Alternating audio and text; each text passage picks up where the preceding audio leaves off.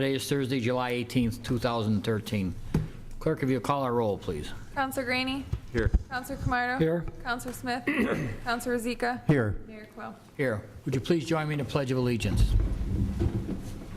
Pledge allegiance to the flag of the United States of America and to the republic for which it stands, one nation, under God, indivisible, with liberty and justice for all. Remain standing for a moment of silent prayer reflection, please. Thank you. Please be seated.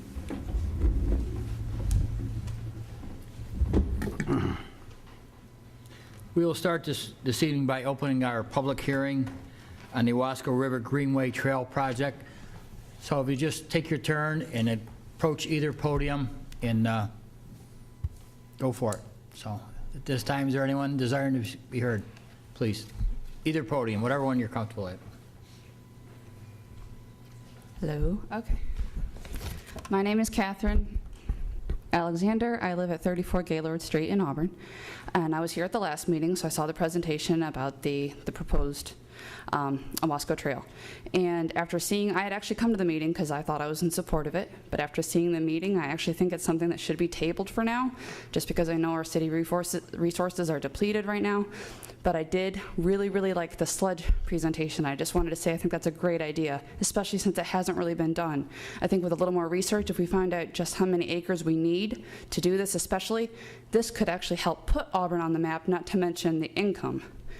So if anything, I'm saying I would actually really like to support the sludge project. Okay.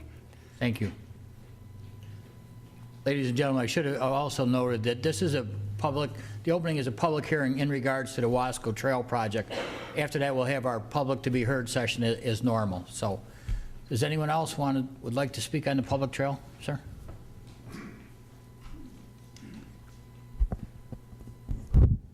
My name is John Abbott. I live in Owasco. I live on the outlet. I'm on the east side, opposite where the trail has been proposed. It's interesting that they changed the identity of this from a river walk to a greenway trail. The green was done to create a perception that this is an environmental project. It is not. If anything, they'll be taking down the environment in there. I would appreciate it if the council would turn this down just on that basis alone. I'd also suggest that if you haven't done it, go up to Wadsworth Street and take a walk all the way to the lake and see what's there. It currently exists before you go ahead and spend a lot of money. The green represents the $9 million for the project. That's the only green that I could see there, in which case this should be called a greedway or a greed trail, not a green trail. Thank you very much, gentlemen, ladies, for your time. Thank you, sir. Anyone else? I'd like to enter this letter. Please.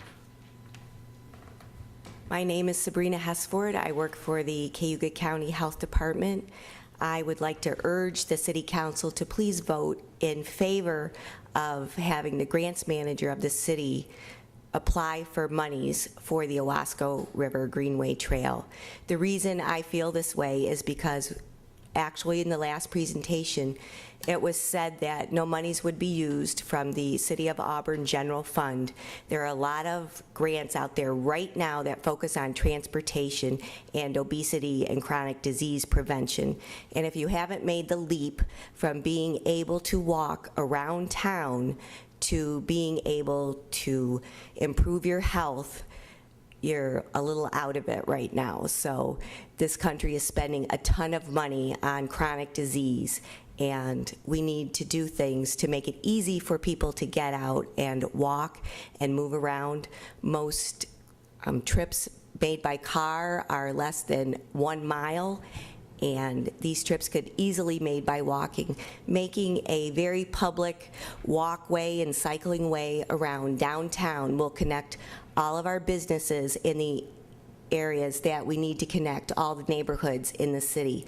This will increase property values And it's been shown time and time again that this is exactly what happens. You're opening up your downtown businesses at a time normally when they wouldn't be open. You're creating a place to be a happening place. With all the theater input that's going on right now, you're actually creating something for those families to do while they're waiting for the theater to open. You're opening your restaurants to more business. You're opening a lot of these beautiful buildings downtown that need money, hopefully opening them for business as ways that they can find to cater to more people and tourists who are coming into this area. We're not only talking about Auburn itself, we're talking about the whole Finger Lakes region, which is extremely popular right now. And with the price of gas going up, people like to vacation around where they already live. So I would urge you to vote for the resolution tonight that you would allow your grants manager to apply for a grant for this Riverwalk loop around the center of Auburn, because this way you'll have a complete loop. We can see how it goes. It'll do nothing but beautify this downtown and add to it. It'll make people want to move here and increase the quality of life. Thank you. Thank you.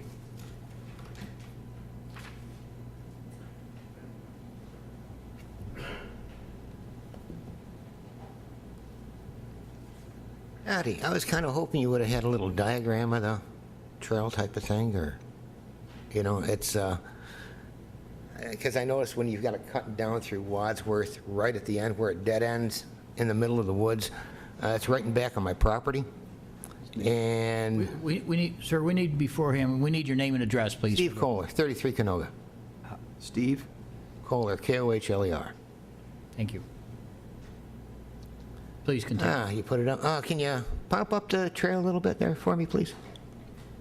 At least the end of it. Okay, you've got it, because in the paper, can I walk away from this thing, just kind of point to something for a second? Sure, come back here if it'd be easier for you. Yeah, it's kind of like, You want Wadsworth? yeah, can you do Wadsworth,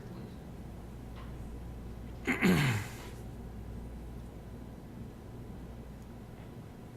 Okay, here we go. And here we got it coming right through the woods and stopping right here. Yep. Dead ending in the woods. Right here is my property, okay?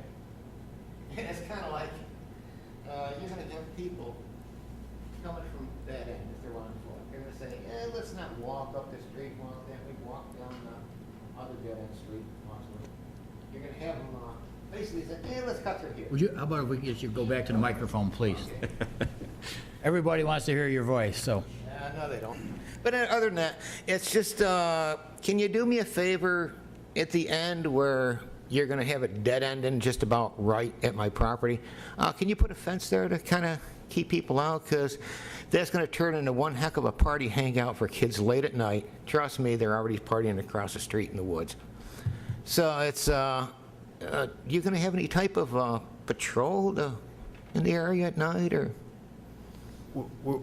This is your chance to be heard, sir. We're really not allowed to debate you or answer questions or whatever. So okay, so if you brought your points forward, I see Christina is here. Christina will take good notes of them and bring it back to the committee. Okay, so basically I can talk all I want, but you're not going to give me any answers at all, right?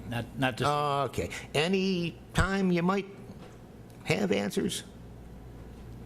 I believe that they've had meetings with the public where these issues have been Yeah, answered. about 2 years ago, I think there was one. Well, I'm not going to debate that, but And, you know, as notice plans have changed, but it's, okay, so where do I find out answers? If you guys don't I want would to tell ask me. Christina to take your phone number, and maybe she could make contact with you in either later tomorrow or the first of next week. Okie dokie, because it looks like I'm not going to get no place here. Okay, thank you. Thank you, sir. Which one's Christine?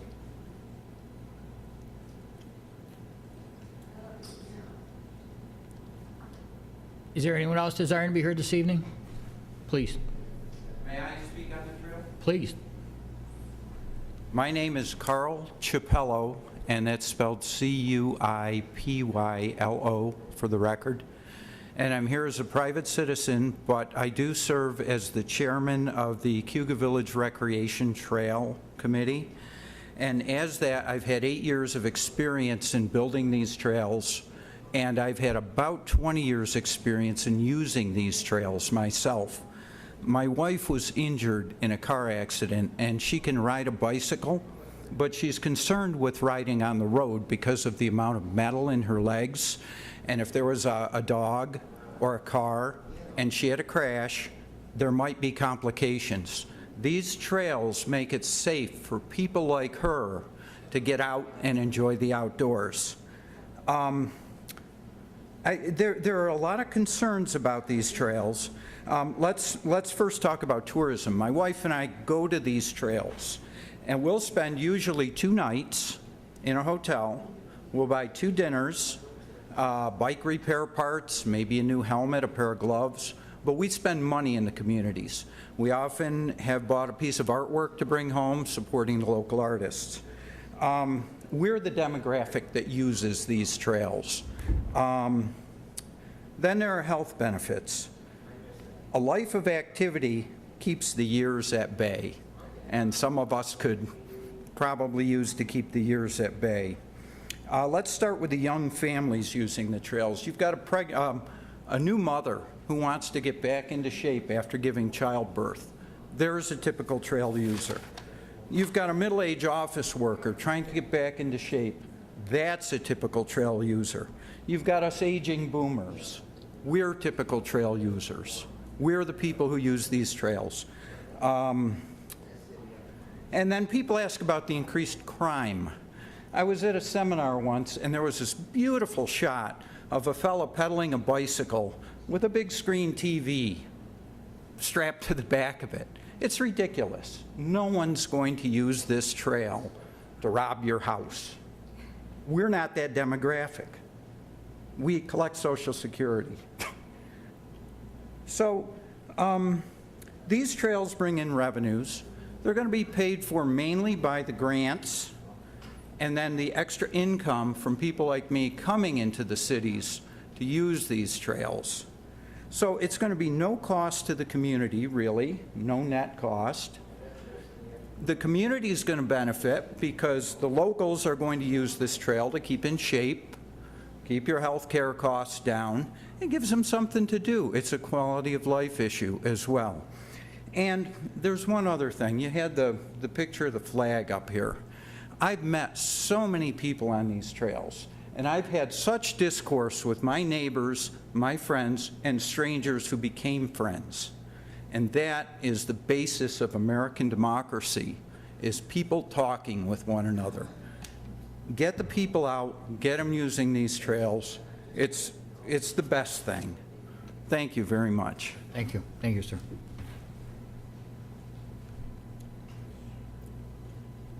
Please. Hi, everybody. My name is Tracy Verrier. Some of you have met me. I'm new to town. I'm working with Andrew Fish over at the Cayuga Economic Development Agency.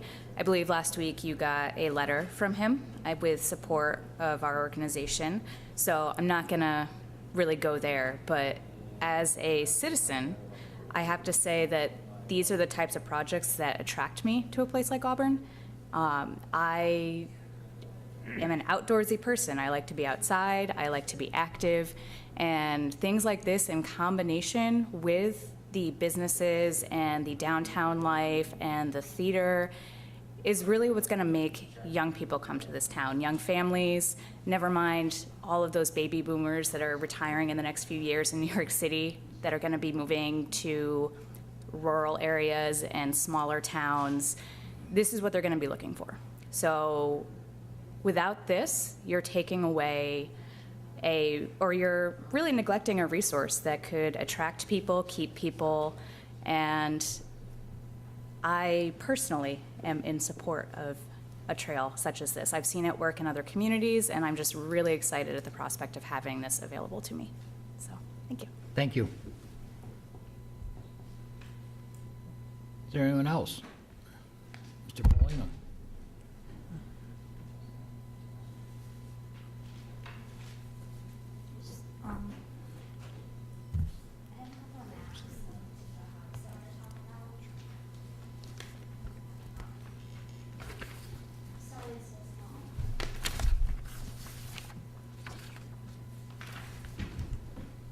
Hi, my name is Anna Boima, and I live in the town of Owasco on Owasco Road. But I'm here to talk about a particular house that I have on Lizette Street. Could you move it to slide 3, for me? Since we have it up anyways. Thank you. Okay. So as you see on your map, so I'm not very good with PowerPoint, but the one I'm talking about is Note 10, and it's a house located right there where you see the A, when it loops around, goes up to Lizette Street. I have a house on Lizette Street. This house is located within 4 feet of the existing sidewalk. So if the trail is put where the sidewalk is, we'll have people walking 4 feet away from bedroom windows. How can we expect any privacy or security this way? Yes, I know I've heard comments of people saying, well, the sidewalk is owned by the city anyways.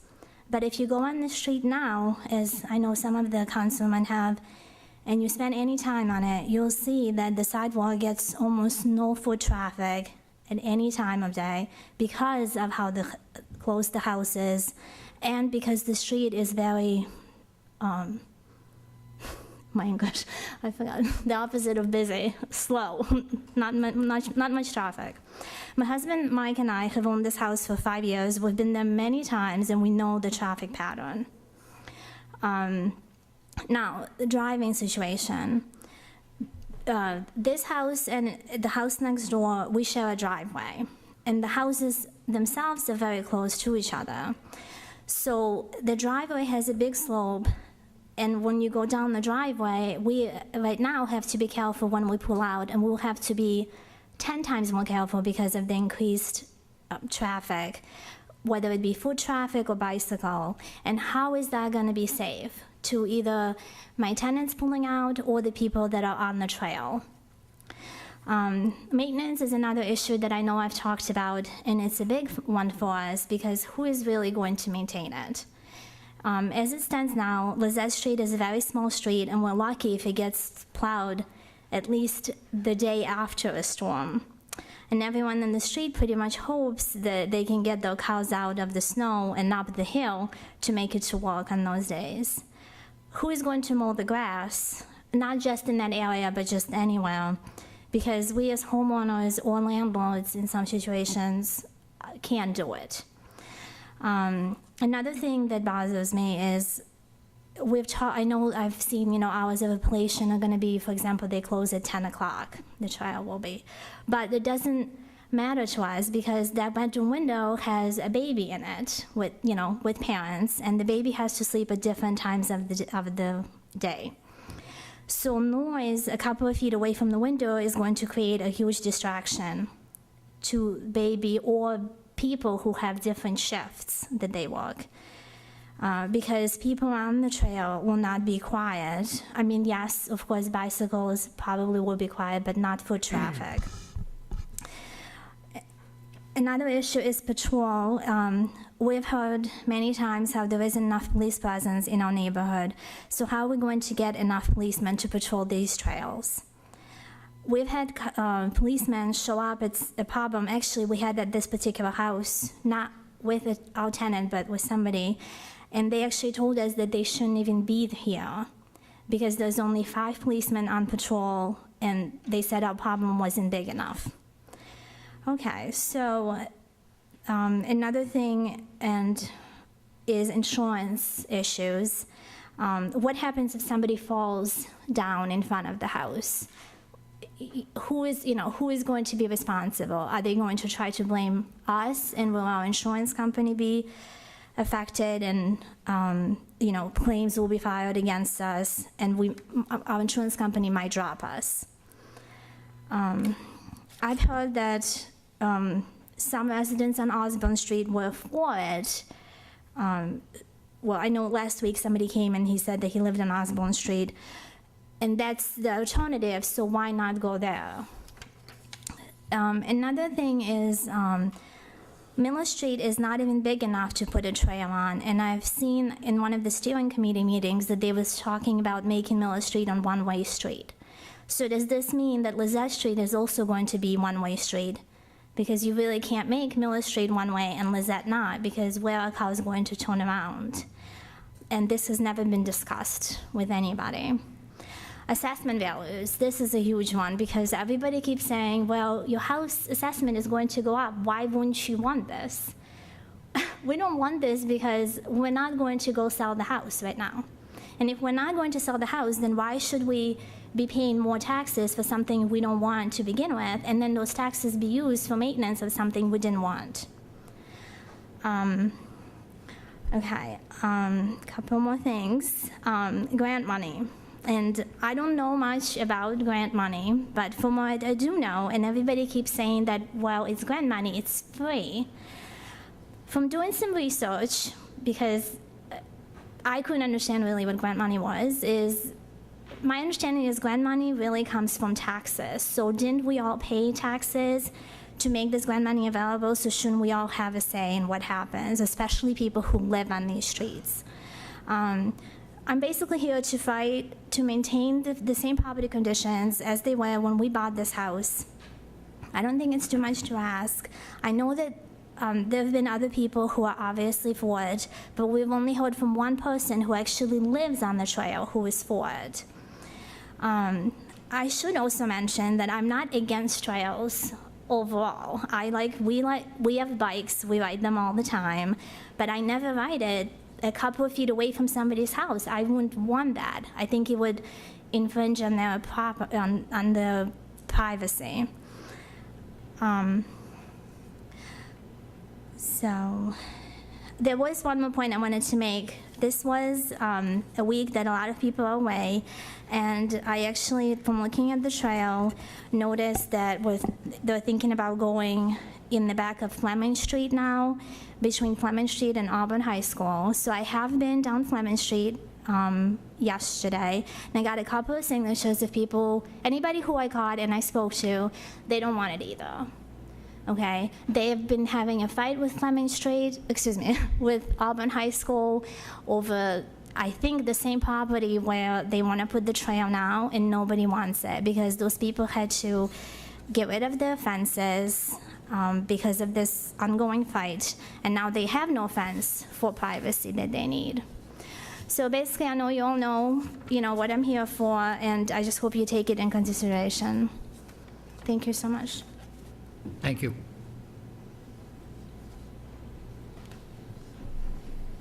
Mr. Paulino, you want to try this time? Great.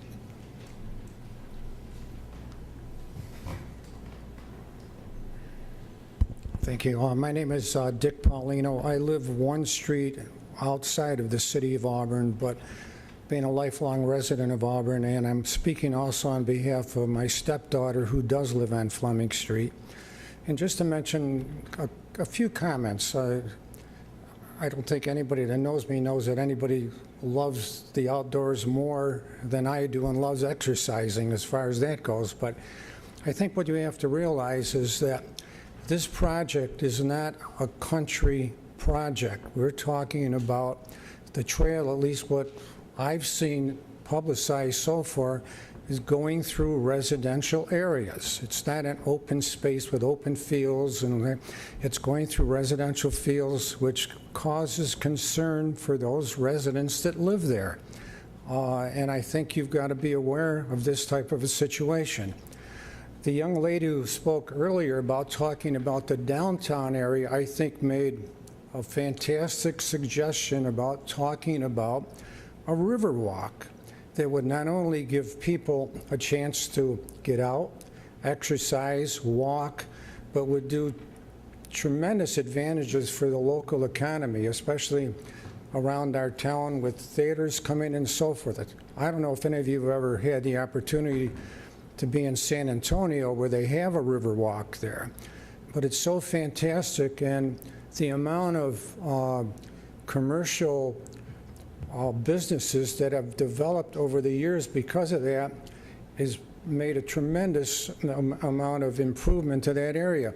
We've got a great river, and I know it's been something that's been talked by the council and economic development people over the years about doing a river walk. I personally would rather see us spend whatever money's coming in, grant money and whatever, to put it in here and make it a nice area. There's areas to walk out toward Owasco Lake and Emerson Park. You can walk out to the pump house, you can walk all over.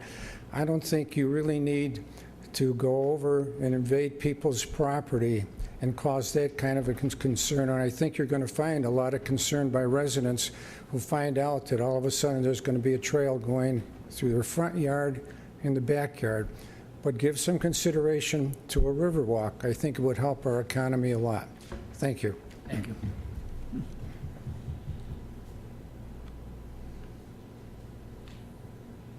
Anyone else desiring to be heard?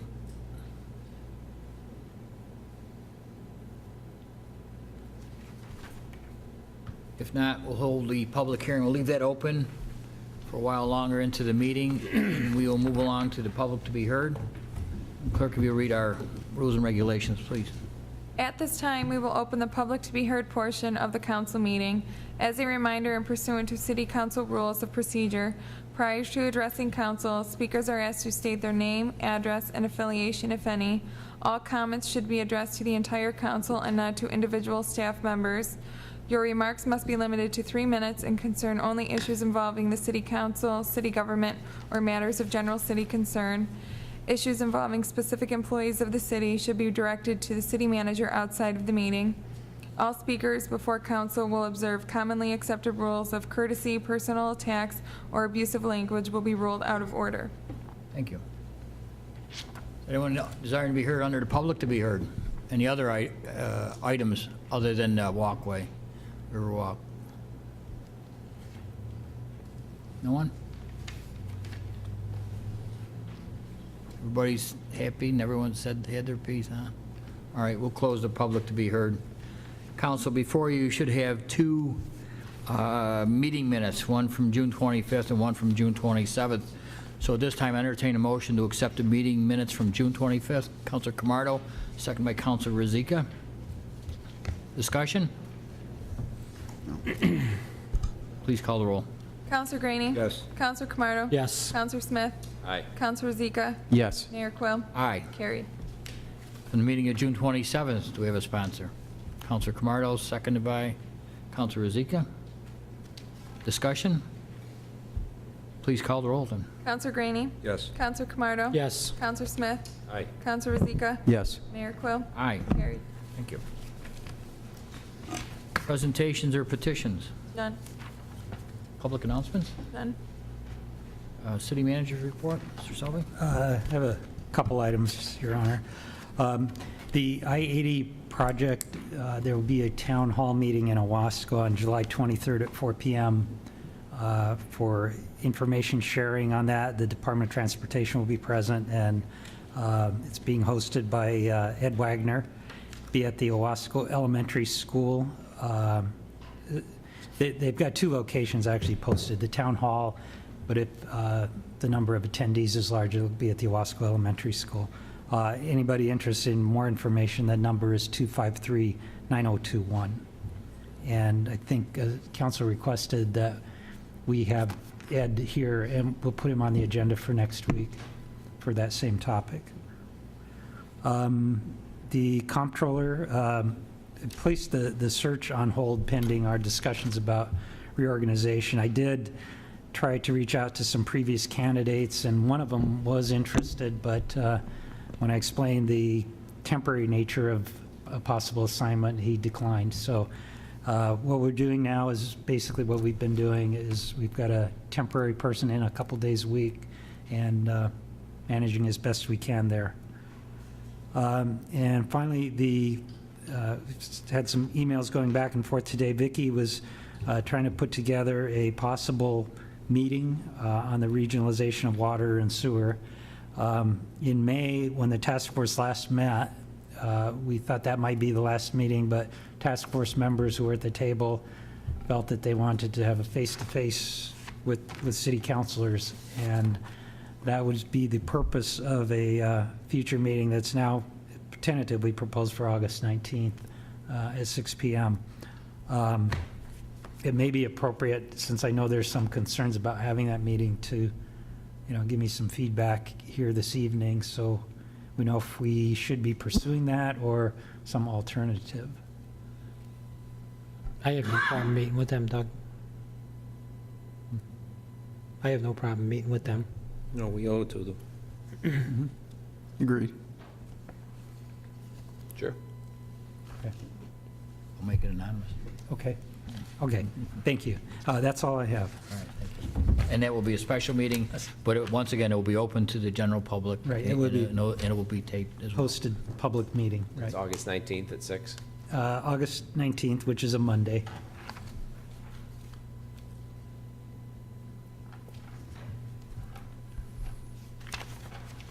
Anything else? No? Good, thank you. Presentation of petitions and communications. None.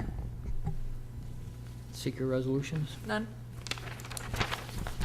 ordinances. None. Council Resolution Number 78 of 2013, authorizing the city to accept a dedicated street from the Auburn Housing Authority. Do we have a sponsor? Councilor Camardo, second by Councilor Rozika.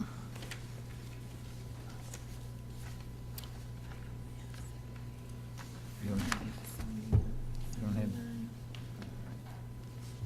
Stand by here. Just a minute.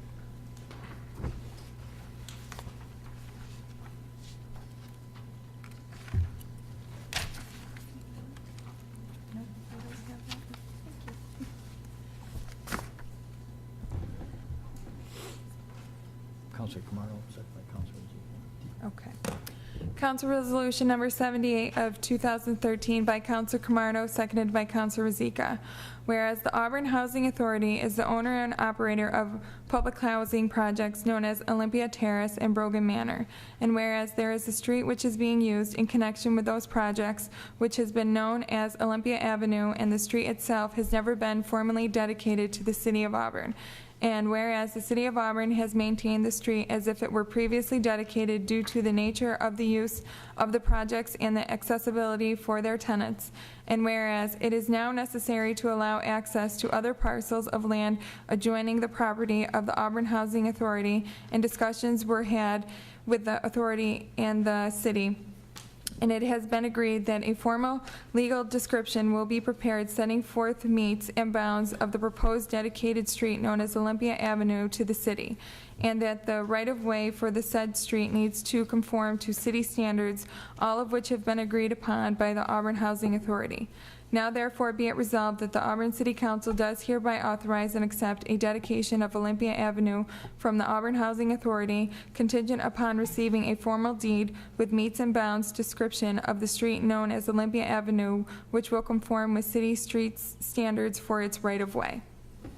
Mr. Rossi or Mr. Selby, you want to fill us in just a little bit as what's going on? This matter came up recently, and as you know, the Housing Authority has been doing some refinancing, and it was discovered that the street is really a private street, and in order to have the financing in place, it should be a city right-of-way, a city street.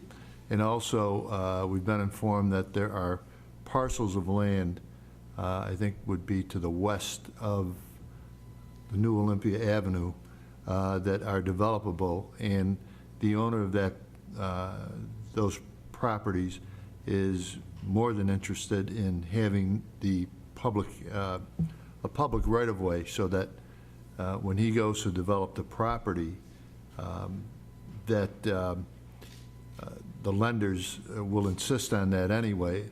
And if we don't do this, then we're having him own a landlocked piece of property, which we shouldn't do.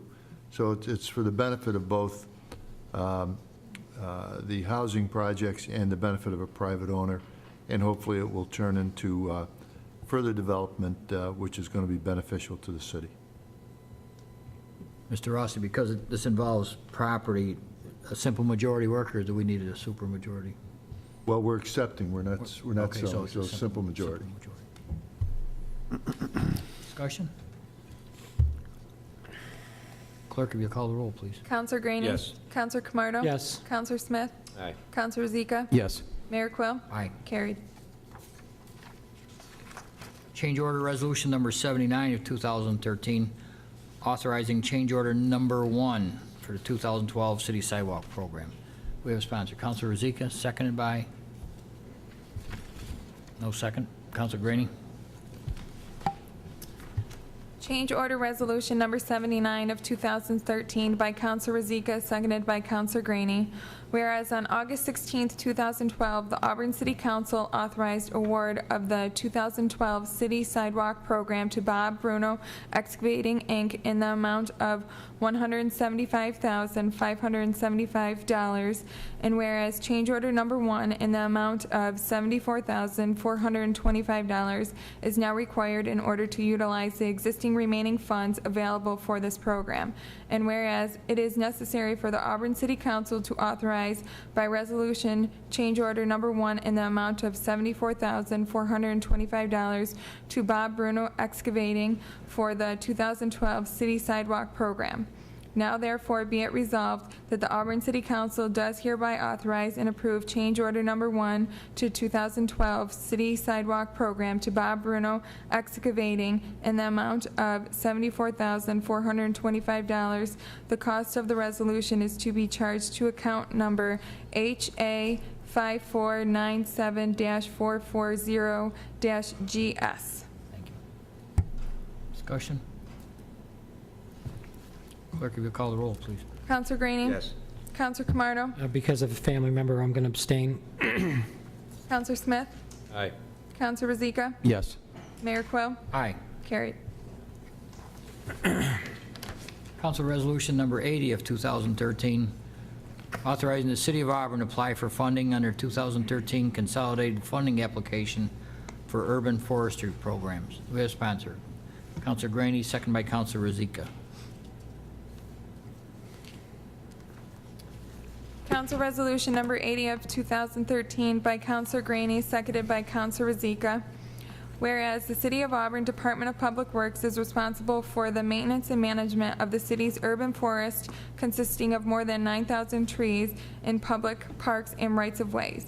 And whereas the City of Auburn acknowledges the importance of an urban forest as it relates to the city's goals of community revitalization, strengthening the tourism industry, and improving the community's health and validity, as well as the many environmental benefits such as stormwater management, reduced energy usage, and sequestration of carbon dioxide and other greenhouse gases. And whereas through the New York Consolidated Funding Application, several New York State agencies such as Environmental Facilities Corporation and the New York State Energy Research and Development Authority have released requests for proposals for environmental improvements and sustainability planning funding for which municipalities are eligible to apply. And whereas the purpose of these funds are to assist New York communities with the completion of qualified planning efforts and green infrastructure improvements. And whereas the City of Auburn is applying through the 2013 Consolidated Funding Application for funding to implement an urban forestry program. And whereas the Urban Forestry Program aligns with the Central New York Regional Economic Development Council's 5-year strategic plan 2012 to 2016 priority goals of revitalizing urban cores, main streets, and neighborhoods, and strengthening targeted industries concentrations that leverage unique economic assets.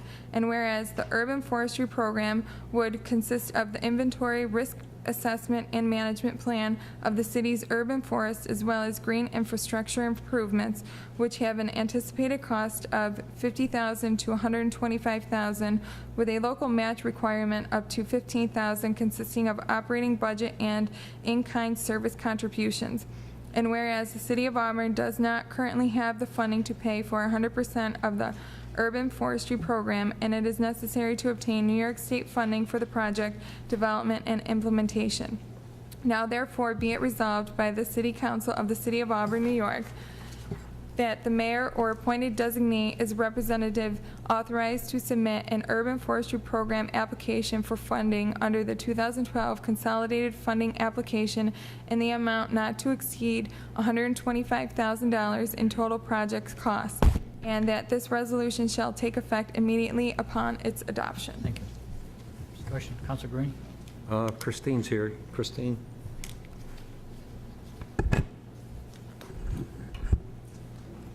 Christine, can you explain to the public what we're doing here with the funding? Sure. Yep. Good evening, Mayor and Council. Walt Aikman has been here a number of times talking about the importance of us starting to manage and map our urban forest. We are within a designated area of concern by New York State DEC for the pending emerald ash borer. So the identification and starting to track the health of our ash trees is very important to the city. I believe 1 out of almost every 8 of our trees is an ash tree, some type of ash species. So when and if that was ever to happen, we would definitely have some major problems with the health of those trees, which being in an urban setting could cause problems for our private property owners. So at this point, there's 2 funding agencies that are looking to do something with urban forestry planning. So we would like to take a look at those and figure out which funding source would be the best fit for the city for us to accomplish these goals. Christina, with the $15,000 match for both of them, that wouldn't be too hard to match with all the in-kind services I'm sure that will be going into. Yeah, and that would be over a couple-year period. So the first phase of the project is to do inventory and mapping of our existing urban forest, come up with the management plan, do risk assessment on the trees. How critical are they? Do they just need initial pruning, or do we need removals? And then the second phase is to identify available tree planting sites. Particularly within our downtown, I noticed we've lost a lot of our urban trees, so we'd like to potentially acquire some trees for replanting, engage our community volunteers that have come in and assisted Mike Talbot at DPW for tree planting, and their time as volunteers, community volunteers, as eligible as match through the state program. So we would actually be leveraging through the good graces of our community residents to help us get our project work done. Christina, the inventory and the mapping, that will only be on public property or will be on private property as well? It's going to be on mostly city streets and our parks. To do an entire community, I can't even beg to question how much or how long that would take to do. So, I mean, if people come forth and they let us know while we're doing the project that they have ash trees on their property, that would be great. Maybe that's something that we can further promote when and if the project comes to fruition. I just don't want people, if we receive this grant, people will be calling that we're going on their property to check their trees. No, and city that's- rights away in that's public not the case. property. Okay, all right. No, just for the record, I want that. Yes, definitely. Now, Christine, the last 3 years, we put an extensive tree removal program. Can we go back on that and maybe use some of that as a match? I'm going to ask. I mean, we just did the work this past year. It depends upon when they predate the grant contracts. Sometimes some of the state agencies will backdate them. Depends upon when that start of the contract is. If it's early enough and we still had money that we were expending for tree removal, that might be eligible. Or for tree planting, I know, a lot of Yes, trees so have our not been operating planted budget, yet. our services line that we do for tree planting, that is something that Mike and I had a discussion with and would be eligible. Okay. Very good, Christina, thank you. Thank you. Clerk, would you call the roll, please? Counselor Graney? Yes. Counselor Camardo? Yes. Counselor Smith? Aye. Counselor Rozika? Yes. Mayor Quill? Aye. Carried.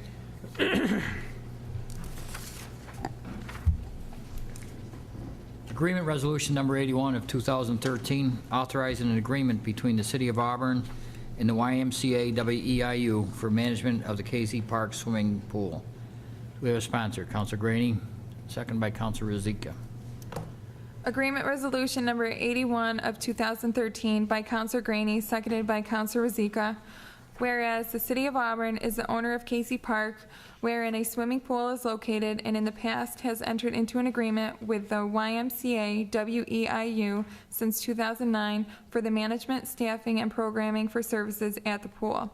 And whereas the YMCA WEIU has provided these services and has operated levels of programming that the city is no longer able to undertake, and the programs do enhance the quality of the use of the swimming pool and methods regarding guarding and instruction. And whereas since 2009, the pool management and staffing has included positions functionally equivalent to those supplied by the city, and pool schedule hours are modified to further enhance the use of the pool by general public. And whereas the city and YMCA, WEIU have entered into contracts since 2009 to provide these services at a cost which is consistent with the city's expenditure for said operation and staffing, and the city is desirous of entering into an additional contract year with the YMCA, WEIU for their operation of the Casey Park swimming pool. Now therefore, in consideration of the foregoing, the Auburn City Council does hereby approve a contract between the city and the YMCA WEIU for the management, staffing, and program services for the Casey Park pool. Said contract shall be for a term of approximately 10 weeks, effective June 22nd, 2013, and ending August 24th, 2013. And be it further resolved that the city shall pay to the YMCA WEIU for the services provided the sum of $48,705 for the term of the agreement. And be it further resolved that the mayor is hereby authorized to sign any and all documents necessary to finalize the contract. Discussion, Counselor? Mike Talbot's here. Mike?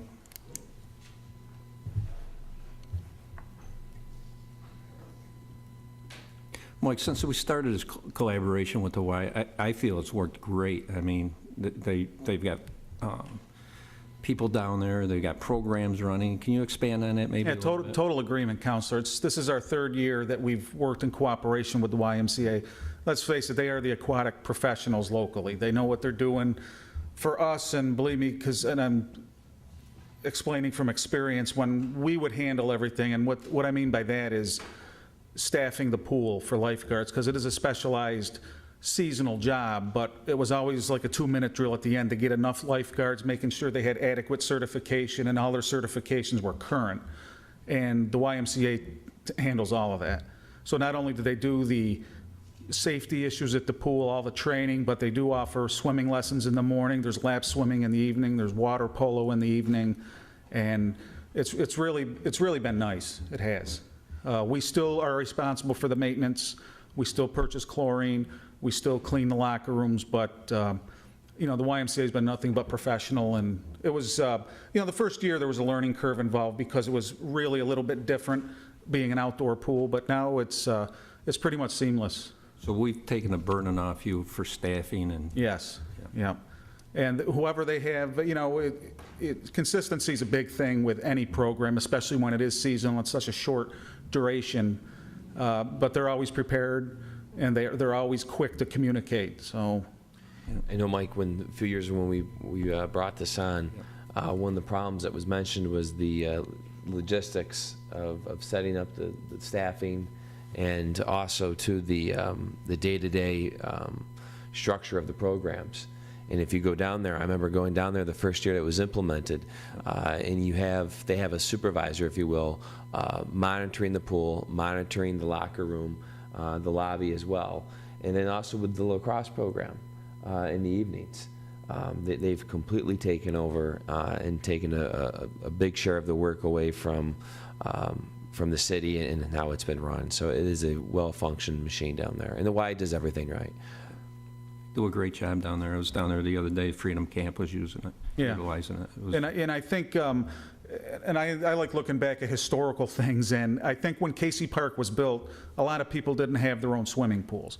Now times are a little bit different. It's about 40 years old, the pool, and a lot of people have swimming pools in their neighborhood. So the people that join us down at Casey to go swimming probably really have very limited options on where they can go swimming. Right. And it's a great place for kids to blow off some steam. It's a great place for parents to come relax with their kids while they're still being monitored for safety and everything like that. And they can also learn how to swim, because if you have a fear of water, it can really hamper you down the road as an adult, with some stress and some pressures that, it can be difficult if you're an adult and you're very uneasy around the water.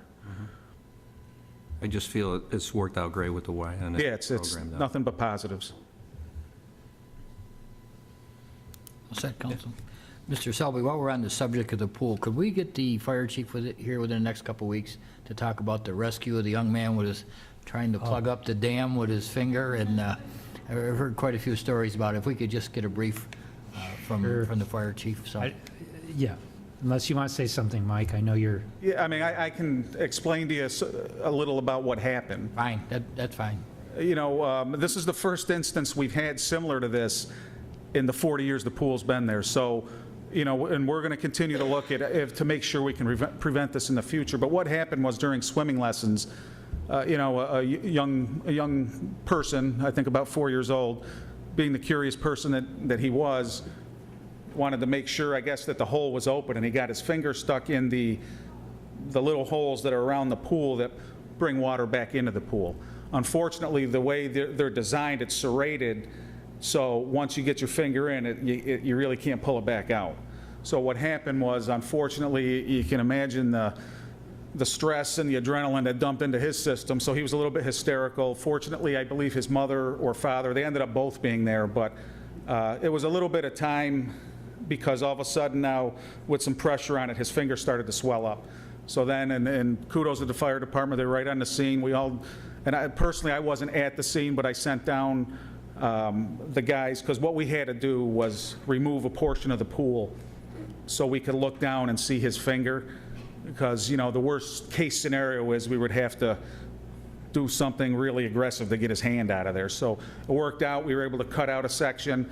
They were able to look down and eventually free his pool, finger. not his hand. His pool, not his hand. Yeah, we don't want to talk about that option, but the option that we hoped would worked, and it was a really the Y handled it well, the child's parents handled it well, and fortunately, I think he's okay. I haven't gotten a progress report on him, but it was a lot of different departments working together, and similar to a person who falls in a well, I guess, and everybody comes together and gets the person out. This was very similar, where it was a young person, so probably couldn't really process why everybody was hovering over him, and we had to reduce the water level, because if it's not 98.6 degrees, hypothermia can set in. So we lowered the water to make him a little bit more comfortable, and fortunately it worked out. And what we're going to do now is really assess how that can be prevented, but I'll tell you, that hole is so small, I can't believe even a tiny finger got in there. That's how small these holes are. So, yeah, I guess isn't it the kid in Holland who saved the town by putting his finger in the dike? Yeah, so I guess that was his favorite fairy tale. Mike, my wife babysat our 3 grandsons today, and I can see how they get into anything. So Yeah. I guess I'm too old to remember when our kids were like. And I guess an incident like this, rest assured, Council, when we do have an incident like this, which is very serious for everybody involved, what we're going to do is analyze how, if there's anything that could have been done differently, or if we could have prepared a little bit differently in the future. So, fortunately, it worked out for the best. We're thankful for that. Yeah, I agree. Use it as a learning experience. Yeah. Very good. Thanks, Mike. Yeah. Thank you. Clerk, if you'll call the roll, please. Counselor Graney? Yes. Counselor Camardo? Yes. Counselor Smith? Aye. Counselor Rozika? Yes. Mayor Quill? Aye. Carried. Agreement Resolution Number 82 of 2013, amending the city manager's employment contract. Do we have a sponsor?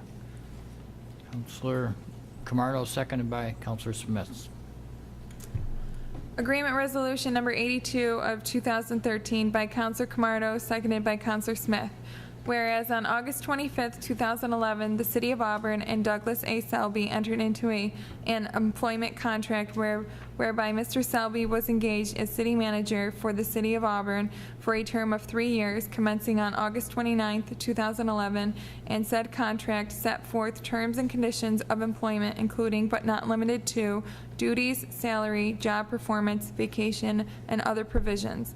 And whereas on January 31st, 2013, the Auburn City Council, by Resolution Number 14 of 2013, did amend the terms of Mr. Selby's employment contract by establishing a severance fund for calendar year 2013, which dealt with a cost of living adjustment to Mr. Selby's base salary, and deferred the payment to a date when his employment with the city ends or terminates.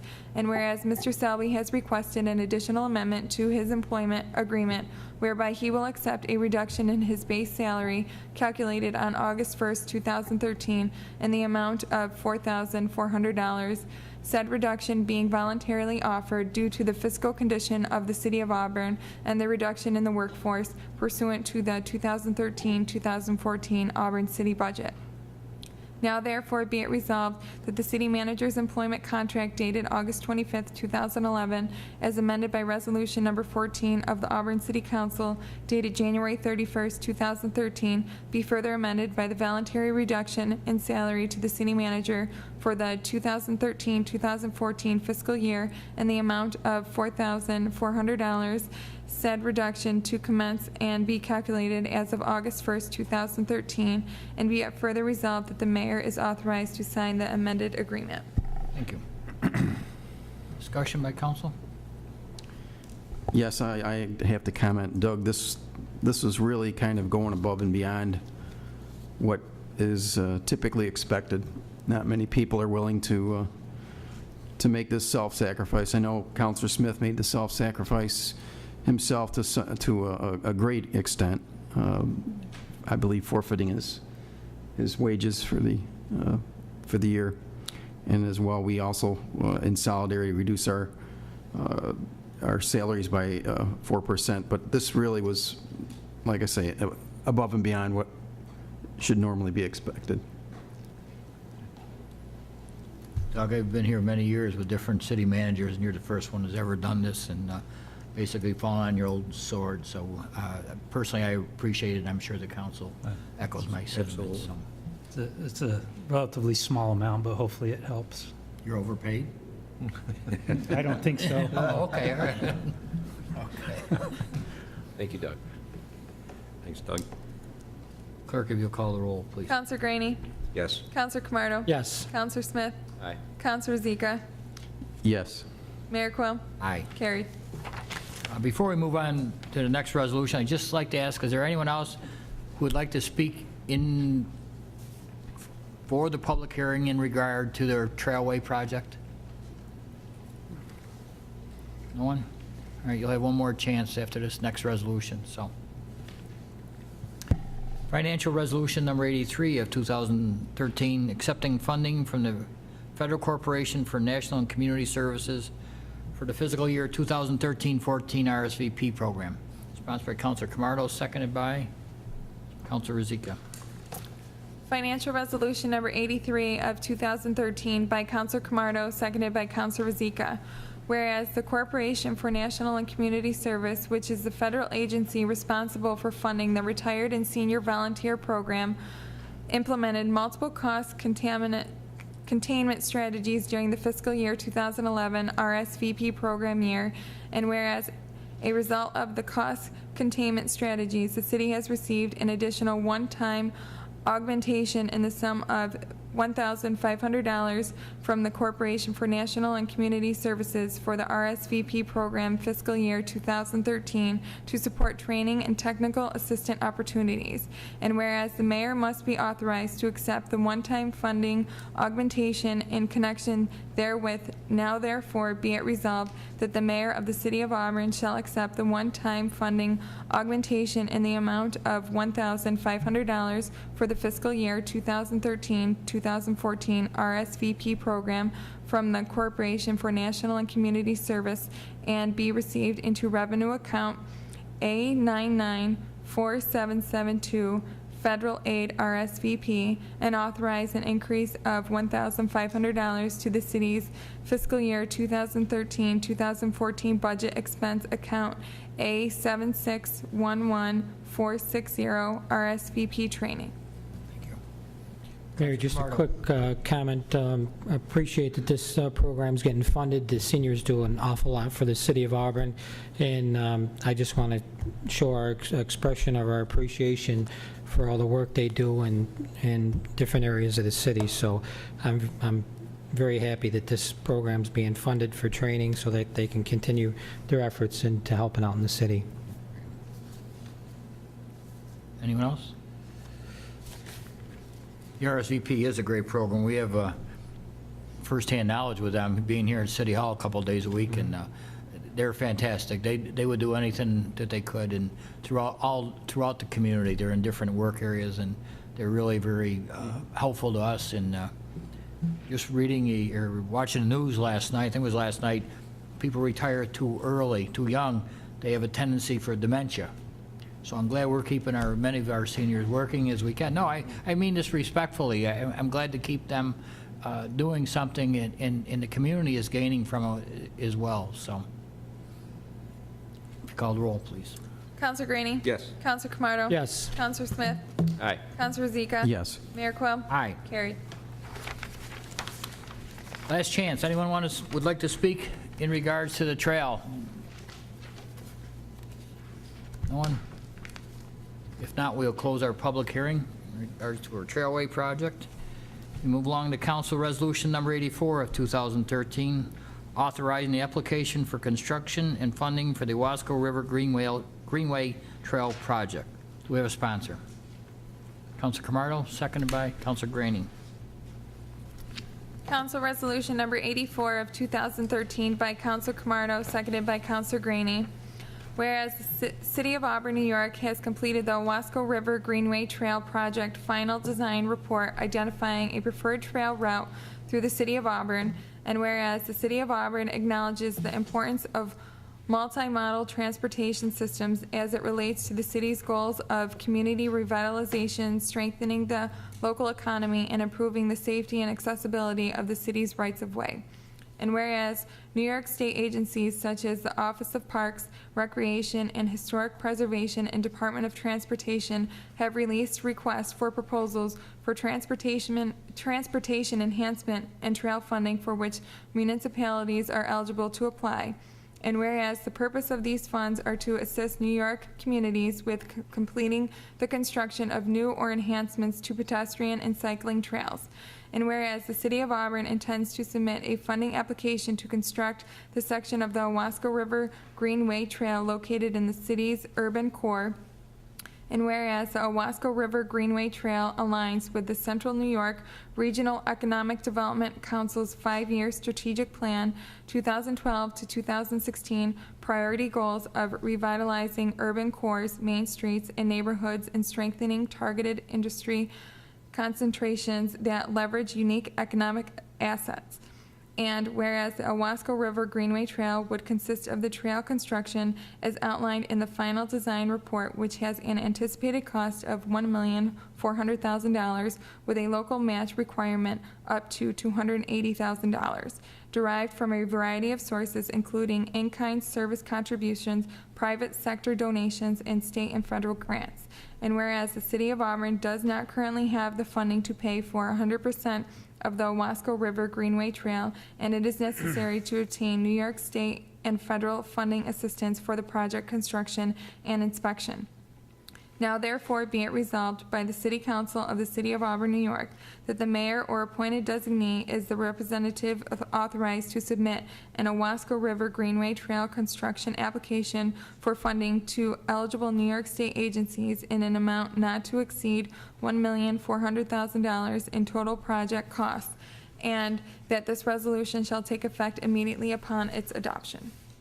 Councilor Camardo. Christina, could you come forward, please? I think there's just got to be a few things cleared up. We talked about last week about doing downtown only, and could you tell people where that would start and end, and how much local share is involved in that? You said in-kind services would cover some of the local share, and just give them some background, because I think people are concerned that it's going to go up near the high school. That's not this stage of this, and there's some confusion. I just want to clear it up. Sure. If I may, Sure. Can I pull it up on the screen for people watching at home?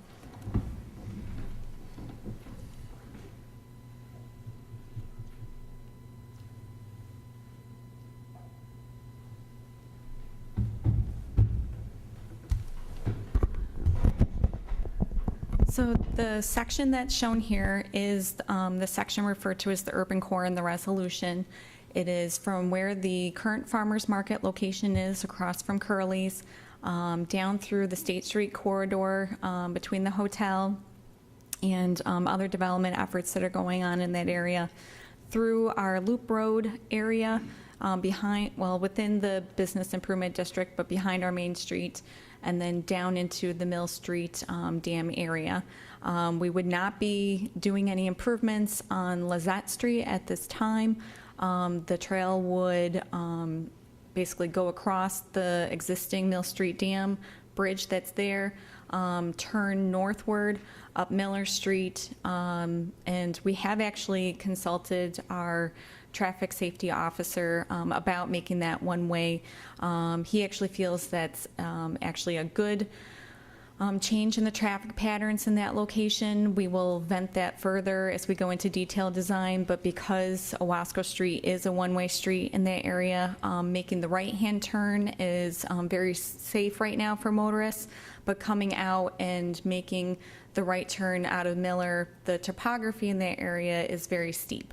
And there's some difficulty in sight lines at that location, so that is something that we are looking at and are aware of. At that point, those that are utilizing the trail and sidewalks would then be able to go down Genesee Street in the East Hill District and be able to have an enclosed loop. It's about a half-mile walk or ride in that area. Now, somebody's talked about maintenance, and I'm sure that you had professionals in here to talk about what kind of budget you're looking at for maintenance to keep grass cut and keep it up. Right. Can you shed some light on that, please? There's not a lot of new grass or plantings proposed as part of this plan.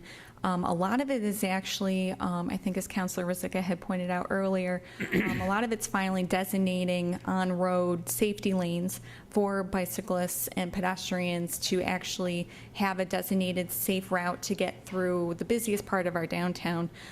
This section actually crosses 4 of our main arterials within the community. We have Genesee Street, we have North Street, and then East and West Arterial, all of which can be very dangerous for particularly young families that might be taking their children out for bicycle rides, walking with carriages.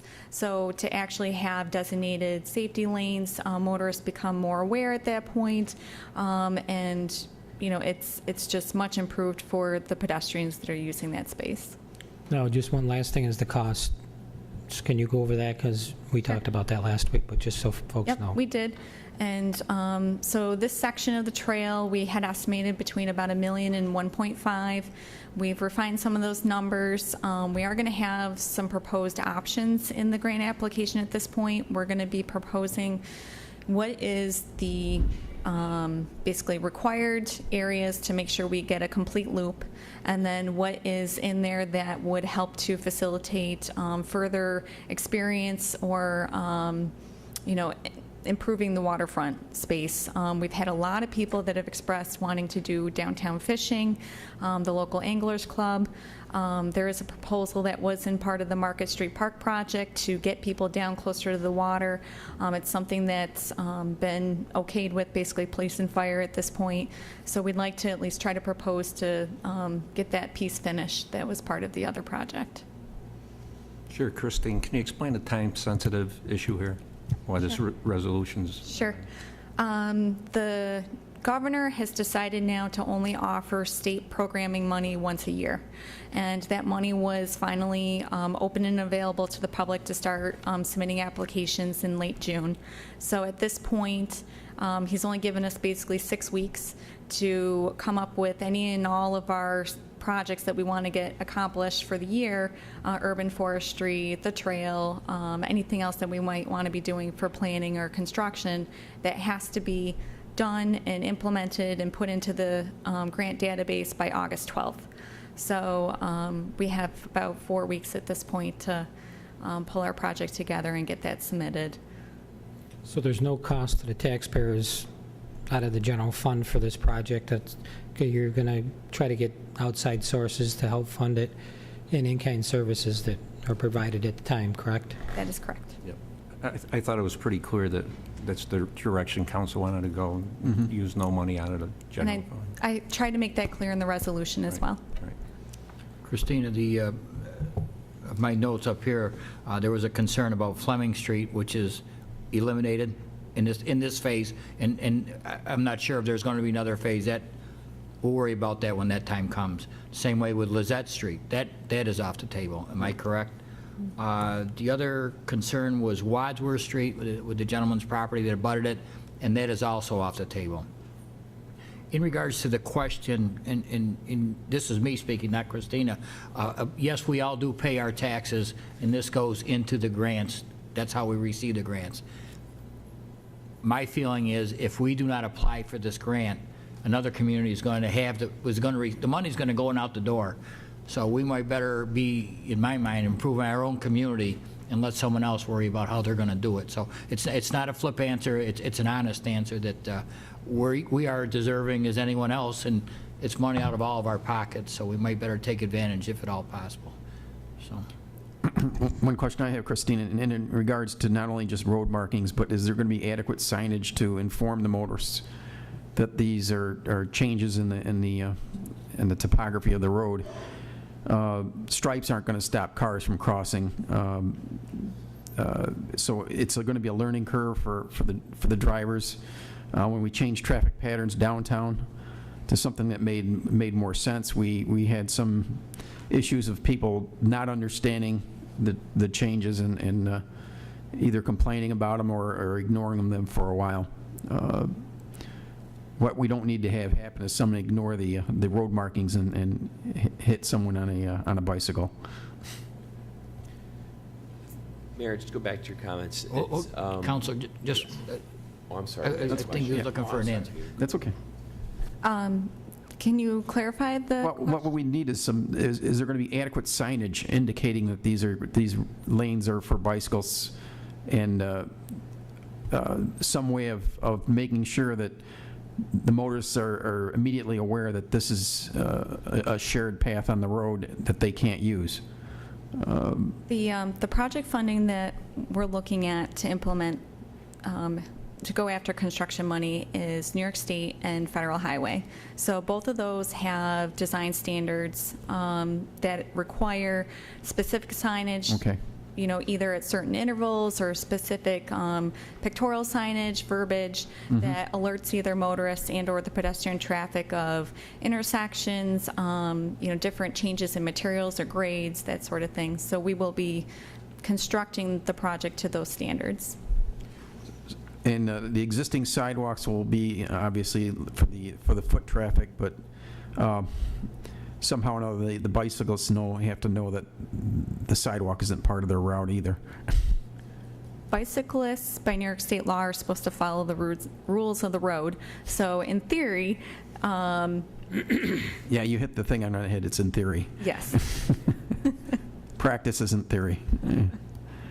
Mary, Councilor Smith. Yeah. Mayor, the Wadsworth, you said that's taken off the? Yes. It's off the table for what Christine, it's my understanding for what this effort. This grant application, it will not be be No, right, correct? For this one. Okay, I thought you were talking about overall with the project. Like, I guess it would be like, can't think, Fleming Street, it may be somewhere in the future. Now, Christina, what, as far as difficulties or any obstacles in the construction process, this was the question I wanted to ask last week. What are the obstacles that they're looking at here, the more difficult parts of this? The couple of things, some traffic patterns downtown. So queuing at specific lights. We need to make sure that those traffic patterns either keep moving, or if we are altering them in some way, that we're not backing up motorists at all into intersections that were previously not a problem. Providing safe crossings at this point because of our 4 busiest intersections within the community. Really, a lot of it's just part of State Street and the downtown area. The rest of it, particularly the off-street multimodal piece, you know, we're not anticipating a lot of problems at this point. So now this application's for funding, for construction and funding. While they're doing this, while we're going through this process, is there a continuation of studying this phase? Right. Nothing's finalized, correct? Nothing's finalized at this point. We have not done detailed design, which means we haven't surveyed the landscape. We don't have detailed construction drawings. We have not put this out for competitive bid. That is the remainder of the current planning money that we have with Federal Highway, which will be done through this year and into next summer and fall. But to Councilor Rozika's point of the safety, I guess that's where, and as as with you and the engineers who are putting this together, I guess that there's an area where you have no room for error. Okay. Christina, you talked about bike routes or lanes. Is that going to tie up parking spots down? I know where you have a problem with parking downtown, but if you have a bike route, I don't know how that works with cars that are parked on the side of the road. We looked at actually, if I may.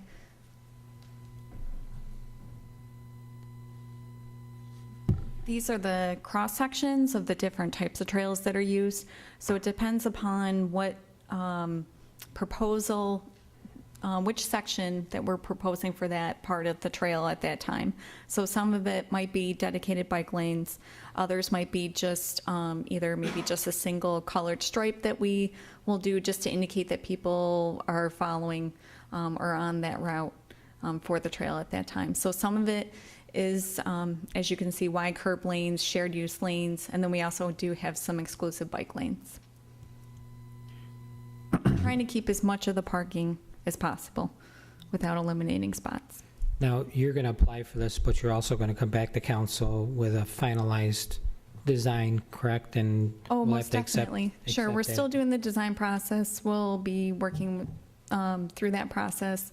What we've asked is we'd like to have a design review committee similar to our other planning board projects and involve hopefully a couple residents from the neighborhood to help influence the final design that's done. And then from there, that's when the construction will happen. But, we're just pursuing funding at this time till it's awarded, then we'll deal with it then. And council will have another opportunity at that point to accept the funding when and if it is awarded.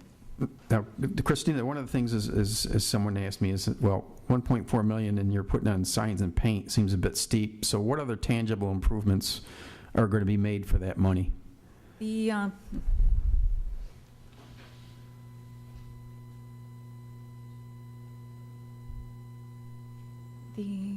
actually, it's a little larger. Christine, do we have any extra copies of these for It's on the website. people here though tonight? I don't have the extra copies with me. If people would like them, I'm happy to make them. That would be easy enough to do. So, and there were extra copies last week that we offered to the public to take with them.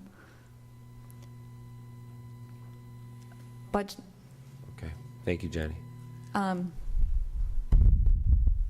Councilor Rozika's question. Yes. Yeah, the tangible, what other tangible improvements other than signs and paint? I don't know. It's open for a light stick. There's an angler's access area that's proposed to finally finish the design on the Market Street Park area. That would be water access, actually, at that point. It would be railing, but it would allow fishermen at that point to be able to utilize and fish downtown, where currently there really is no access to the water at that point. That actually is a fairly expensive item. That's one that we're going to be putting in as an option in the grant, hoping to stay competitive. There's only so much money out there this year for the region to apply for. We are going to be one of the larger projects, so instead of not getting funded at all, we're hoping that the state will take a look at some of our optional pieces and still fund the project, but maybe not fund, whatever that piece. But the anglers area is about $400,000. We're looking at about $70,000 for Canal Street for the improvements there. What improvements are going to be done on Canal Street? Well, that would be, since it is already an existing city road, but we haven't been maintaining that, that would be improving the roadway surface, signage, lighting, site amenities, such as potentially benches, that sort of thing. I don't have my project budget sheet with me, but the main part is actually the potential for improvements along State Street. That section, we need to look at the light intersection that's there, and that's the part that could potentially eat up a lot of the budget. Which light you're referring to? It's at the intersection of the lower part of the one-way of State Street and the Dill Street Loop Road intersection there. Now, along Market Street, currently there's some sidewalk and sidewalk lighting on the public safety building side. Is that going to be utilized in this? That is the design standard that we have set for the trail at this point. That was vetted very thoroughly through a design review committee. So at this point, that is what staff is proposing for materials to be used throughout downtown. And the box lighting that's used there now, is that going to be looked at again? Because I see some of them have failed, and in fact, one of them is broken off. We can take a look at that. I was not aware of that, but that's something that staff will address. Okay.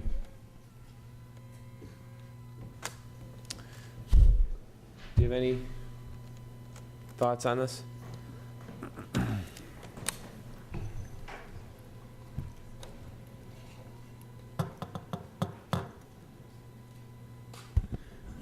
Yeah, I'm a little bit biased here because I'm part of the staff, but I think it's a great project. You know, the funding's almost all grant money. It's a win-win situation. We're getting to improve our whole downtown area. We have a lot of hotels down there. People are always looking to do things. This is a great way for those people to get out of those hotels, go over to Curly's, go to the downtown, visit all our sites, some of our businesses. It's and as Sabrina said, is get those people away from those TV sets and get outside and get on the bicycles and walk around. It's a great project, and like one of our other speakers said earlier, one of the draws into the city is the quality of life. I mean, there's a lot of things starting to happen in downtown Auburn, and people are starting to come here and visit here, and this just promotes the people that we get down there. And one of our greatest assets in the whole city of Auburn is we're right on the Wasco River, and we have very little sight of it. I mean, like this little fishing spot, it's an opportunity for people to get down right next to the water. You drive down Genesee Street, and a lot of times you don't even know you went across the Wasco River. I think having a river is probably one of the greatest things that a community could have, and it's probably the most underutilized resource that we have in our downtown area, because a lot of people just don't see it, don't even know it's there. So I think it's a great project, and I think anytime we get an opportunity to use grant money to pursue what we should have been doing anyhow, that's a win-win situation. Now, I know how much you dislike sidewalks. I love sidewalks. But as far as safety concerns, anything that jumps out at you? Riding a bicycle on any road in the country is dangerous, but I think there's the city of Auburn, and especially in this complete streets philosophy now, and it's a law and all the rest. It's probably one of the most overlooked things is we haven't really had a master plan of people on bicycles going safely from one part to one destination to another. I think this is really going to address it. If you talk to a lot of biking groups, they avoid the city of Auburn like the plague. But we want them to come down to the city of Auburn, stop in, spend some money, visit this. This will be a great avenue where now we can make it safe, a lot safer for these bicycles to travel from one destination to the other, because we'll be able to designate the bike lanes, paint them out, put the symbols, put some signage there, and really start a comprehensive plan there, so that we can make it a lot safer for the people, not only walking, but also the bicyclists. But there's no red flags that jump out at you looking at the design? No, I think it's a great project. I think there's, it's challenging to be downtown because that's why. Yeah, there's a lot of roads and all the rest, and you got to cross the roads. But I mean, people are crossing the roads today. They're just that a lot of the times it's run or run faster. Now we might be able to actually walk. As the city manager would first found out the city of Auburn, he walked on a sidewalk and a crosswalk with the light, and we still nailed him. So Auburn can be a challenging place at times, but we're trying to make it safer every day. One of the things is, of course, I doubt this trail is going to be closed in the evening hours and things like that, but has there been any thought given to call boxes? I know on some campuses, they have these call boxes at night that, you know, if something's happened or if something's going on, they can pull a box and hopefully get some help in time. I do view that these types of things in the evening, I mean, we've had incidences right up here on Genesee Street Hill very recently, on South Street just last year. These types of incidences are not getting any less. In fact, the frequencies their occurrences is coming up. So these are some things that I think need to be looked at is basically these call boxes. Mayor, if I may, I might defer to your public safety knowledge. I think what the, Counselor, I don't want to put words in your mouth, but I believe that he is asking that in the design, in the plan, if we could be looking at some type of a call box, and I'm assuming, Counselor, basically a panic button, you push it, somebody knows there's something going on there, and they come get some responders there. In this day and age, Christina, it may be easily done through the internet or by whatever means, but I believe, and I agree with Council, we should look at it and see if that could be incorporated in the plan. So, I'm not saying it's a deal breaker, but we should be looking at it and thinking of public safety. Okay, that would be something addressed during this next design phase, so I'll add it to the consultants list. Would that be something that would go to the 911 center then, logistically? Is that how that normally works? That's probably the way it should work, Okay. and then they could dispatch the appropriate. Maybe we can work cooperatively with the county then in their office they have there. Like I say, it's a very big thing on campuses now, especially with the evening hours and things like that. I mean, basically, they punch the button, it gives it a location, obviously, and it provides a instant access or instant alert to the security. Christine, I'll be glad to work with you on trying to come up with something. Great, thank you. Christine, I'm going to throw one thing in here, and for years, the Loop Road, I don't know if the Loop Road is actually part of these two nodes that we're working on. For years, there's always been the topic of having the Loop Road either travel continuously clockwise or counterclockwise. So I would suggest, and boy, I'm pulling a pin out of a grenade and throwing it out here right now, but it might be worthwhile looking at that with the bicycle traffic, the walking traffic, if they're going to be allowed on the Loop Road. So, not saying I'm for it or against it, but I can see as many things plus as well as minus. I would most definitely defer to our safety officer and our traffic officer at that point to let us know how that may or may not impact traffic flow downtown. Talking about a rotary, making it into a rotary. There's also talk at one point of narrowing these two lanes down here into one lane. Yes, that might be a good we've option, looked at that too, and that would actually help add additional potential parking downtown. And so there's a number of things that we would like to explore as we get into detailed design. At this phase, it was literally look at the environmental review. What is the most safest route that we could come up with alternatives to get people from our north end of the city down to the lake and vice versa. So. Okay. Thanks, Christine. Thank you. Sir, I'm not allowed to let you talk at this point where the public hearing was closed, so. The meeting wasn't supposed to start until 7:30 according to the newspaper. Our meetings start every week at 6 p.m. Well, the newspaper said there would be a meeting tonight on the trail along the Wasco outlet starting at 7:30. I was here at quarter after. I'd be more willing to Let him let the speak. gentleman speak. Let him speak. Please approach one of the podiums if you would. Go ahead, sir. So you can go up and ask a question. Come on up and speak. Yes, go ahead. Please do. And the only thing the only thing we ask is for your name and address for the record. My name is Robert L. Weldon. I live in Standard Woods. I'm a citizen of Auburn. I'm 93 years old. I was born in a small village north of here called Cato, New York. We called it God's Country. I lived there 17 years on the first house on the east side of South Street, which is practically on the four corners. I'm a graduate of Cato High School. I lived in Auburn since 1960. Is this the meeting about the walking trail along the Wasco outlet? It is a portion of this evening's meeting. That's correct. Could I ask some questions? Where would the trail start? Where would the southern end of the trail be? Christina, could I ask you to address this gentleman's questions? So,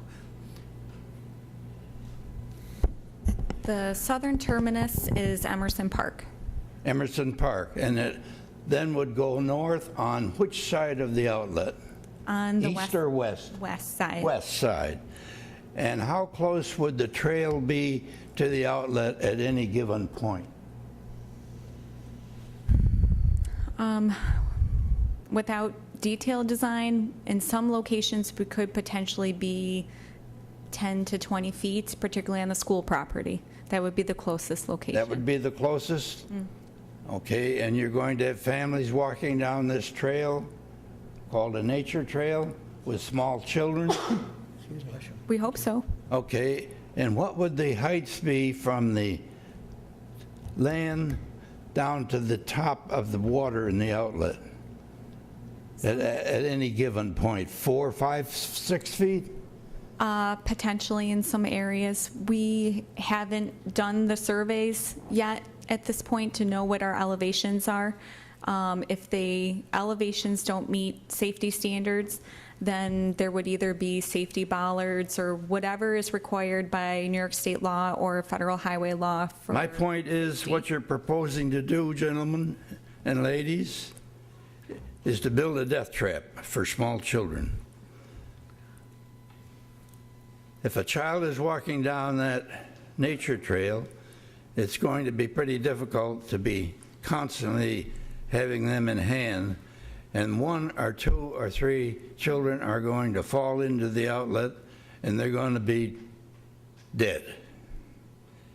Lawsuits will probably crop up, but the thing is, you're building a death trap, and I'm here to oppose it. I don't think it's a good idea. Thank you. very good, Ms. Welland. Thank you. Mayor, if I can, just one comment. Christina, this is downtown only, just so we don't get confused. It's not going up on near the high school at all. It's going to be downtown. And there's only going to be one small section, I guess, downtown, which somebody could go fishing next to the public safety buildings. Yes, Correct? that's correct. And right now, we're staying within all of the existing public right-of-way.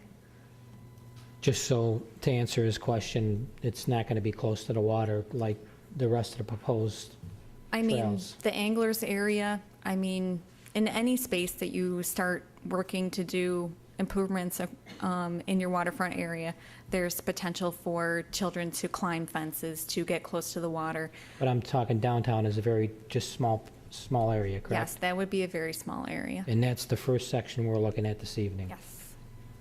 Mr. Welland, maybe this will help you, and Christina, please correct me if I'm wrong. The portion of the trail from Wadsworth Street to the downtown area is proposed and hopefully will be in the future. The area from approximately Curley's parking lot to Lizette Street, or excuse me, Miller Street, the State Dam, that is what we are looking for a grant for this evening. From the State Dam to Emerson Park, that will be at a future date. Hopefully we will be successful in combining all 3 of these sections into one long trail. But tonight, what we're trying to approve is to apply for a grant from Curley's parking area approximately to the State Dam, which is currently owned by the city. The areas near the river, where we're very close to the river, are already fenced in or barricaded. So your point is well taken, and it's understood and agreed it could be a safety hazard. And at future meetings, if and when we decide to move forward, those are things that we will have to keep under serious consideration. Thank you. You're welcome. If I may, to that Please, effect. please. As a mom of 2 small children, share a story about them getting close to the water's edge. Cayuga Lake State Park has an area, I don't know how many people have visited that, where their boardwalk basically abuts right the edge of the lake. There's no railing, no safety guards, no nothing. My 2-year-old is extremely adventurous and keeps her mom very busy, and basically just took off like a rocket. Basically water, I'm going for it, Mom, and of course, shouting her name, not stopping. She got to the edge, quickly realized there was no fencing, no nothing to catch her, and she stopped herself because she knew that there was nothing there, to catch her. However, as soon as you start putting in fencing and bollards and all of that, that actually attracts the young children to get up close to that space and start climbing and engaging the space. I'd have to check with our public safety officers, but I'm not aware of at least the sections of the trail that are there right now along the water's edge of young children, getting harmed or falling into the river at that point. But that's something that we can look at. Thank you. Thank you, Christina. Further discussion, council? Clerk, then, if you would read the roll for council resolution number 84. Counselor Graney? Yes. Counselor Camardo? Yes. Counselor Smith? Aye. Counselor Rozika? Yes. Mayor Quill? Aye. Carried. Thank you. Council Resolution Number 85 of 2013, authorizing the reorganization of the City of Auburn departments. We have a sponsor. Councilor Rozika, seconded by? No second, gentlemen? For discussion. Very well. Second by Councilor Smith. Council Resolution Number 85 of 2013 by Counselor Rozika, seconded by Counselor Smith. Whereas part of the 2013-2014 City of Auburn budget discussions, the city manager on June 18, 2013 presented several ideas as part of a reorganization of the city departments. And whereas outlined and illustrated in the organization chart, one of the changes are that there be created an Office of Community Services, which would replace and remain the Office of Planning and Economic Development, with functions that would include planning, community development, economic development, boards and commissions, council support, grants, non-capital, and current Department of Public Works programs, which include recreation, special events, and senior programs. And whereas there would also be created a Department of Finance and Administration, which would encompass the functions currently performed by the treasurer, assessor, purchasing, human resources, and IT, parking, administration, revenue and collection, and engineering reporting to capital projects and grants, both of those functions moving to the new department. And whereas public safety functions would now include parking enforcement and parking garage personnel reporting to the police department and code enforcement reporting to the fire department. And whereas municipal utilities functions would now include water, sewer, utility billing, power and dams, and storm water.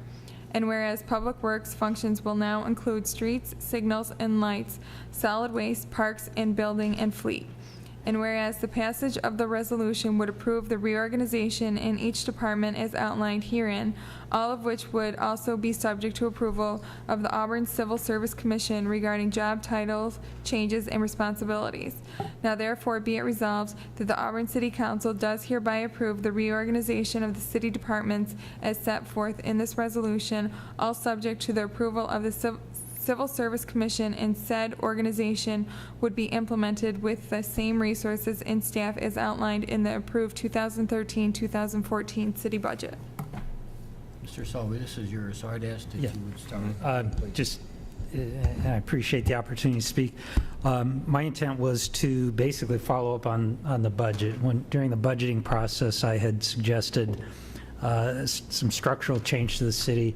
I know the council has some ideas and wants to discuss this in more detail, so I put this on the agenda not expecting approval tonight, but expecting to start the discussion about organizational changes at the city.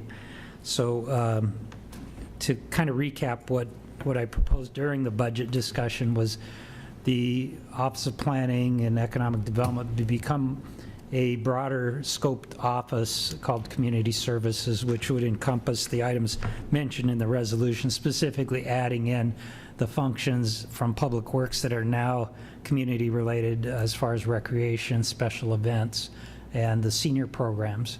That would help to lighten some of the burden on Mike Talbot and his staff. We would also look at moving or kind of expanding the role of the finance department so that they would include what is now a single person in HR and IT, but a budget item as part of an administrative support function for the city. Moving parking for the administration, revenue collection, and so forth, as it is even today under the treasurer's office. The rest of parking moving back into the police department, where primarily the duties relate to enforcement and parking meter collections. And in the public safety area, the big change there would be moving the code enforcement function into the fire department. So those are the primary large proposed changes. There were other suggestions that I had in light of losing my secretary. I was going to move an account clerk from the treasurer's office to report to my office and help to do the non-confidential work. We would move the special events person from Public Works into this community services department and things of that sort. So again, just introducing the idea of some changes, some of which I think had been discussed by the council. For example, moving codes under the fire department, I believe has been discussed here before. So I introduce it and hope for some discussion. Councilor Camardo? Doug, I appreciate you bringing this forward, but I think when we look at reorganization, we got to look at, especially with the financial problems that we're looking at, is how we're going to have some cost savings in redefining our management structure. And I think that we need to look at some of the proposals that I brought forward at the budget meeting. I know Councilor Smith brought up about the finance department. We need to look at all these things and how we can incorporate them, but also make sure we come back to the table with some overall cost savings to help us through this next fiscal tough year we're going to have, unfortunately. But I think we've got to have some serious discussion on how we view our current overall structure of the city. So if we could set some time aside at the next meetings to work on some of these proposals, I think it would be smart for us to do and look at every department and how we can cut costs and try to consolidate some areas. I agree. I know it's possible to reorganize, that a reorganization plan can use the same amount of resources and staffing level and still be a beneficial plan. But that's not the primary purpose for this particular reorganization. As Councilor Camardo alluded to, we need to find some substantial cost savings so that we do not have to lay so many individuals off. So I do concur with Councilor. Just a question under the finance administration. Doug, you don't have a comptroller in there. Is that, you don't plan on adding the comptroller? Is there something, or is that just because we don't have currently a comptroller? Well, there's a couple ways to look at it, and I'm still investigating. Investigated what some other cities do, and typically there is some kind of there's almost always a treasurer, and then there's either a comptroller or a budget director. So I would suggest that kind of model remain on the agenda for possible discussion. One of the thoughts I had, and I've talked to Bob Gauthier a little bit, is that maybe the treasurer reports directly to me, and then this finance director reports to me, and we're making my proposal would make the finance and administrative director's job much larger by putting other functions into that area. So, you know what, I'd like to see some different models from different cities and see what different cities are doing right now. And I'm still collecting that information. But to vote on this resolution tonight, I would not be comfortable with that. And so. I don't think any of us are, Counselor. But Doug, wouldn't you, because we don't have a comptroller, and I know it's someone that's a personnel that we need desperately right now, I think we've gone the last, well, since you've been here, that office has been pretty inconsistent as far as leadership goes with not having a comptroller.